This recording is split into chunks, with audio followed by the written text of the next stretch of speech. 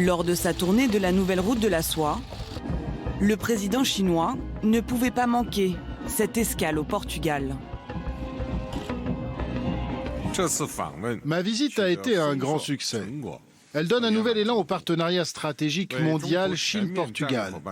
Nous avons convenu que nos relations bilatérales étaient historiques. Je voudrais souligner l'importance du rôle stratégique du Portugal dans l'articulation des nouvelles routes de la soie avec l'ensemble des connexions entre l'Europe et l'Asie. Xi Jinping, reçu avec tous les honneurs, et pour cause. Depuis la crise économique de 2008, la Chine est devenue le nouveau pilier du Portugal.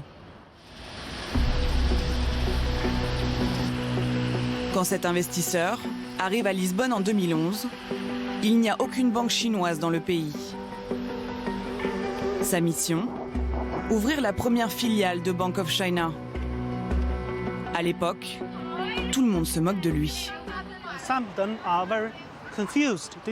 Les gens étaient très surpris. Ils nous disaient « Mais pourquoi vous venez ici? Il y a une crise considérable. Pourquoi est-ce que vous n'allez pas en Espagne?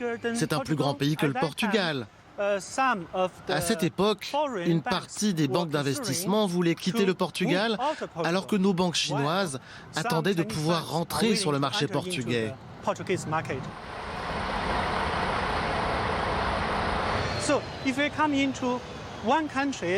Si on pénétrait dans un pays de l'Union européenne comme le Portugal, ce pays magnifique, c'est que c'était pour nous la porte d'entrée pour le reste du marché européen.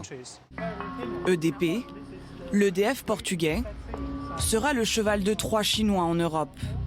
Là, c'était l'ancien siège social d'EDP à l'époque.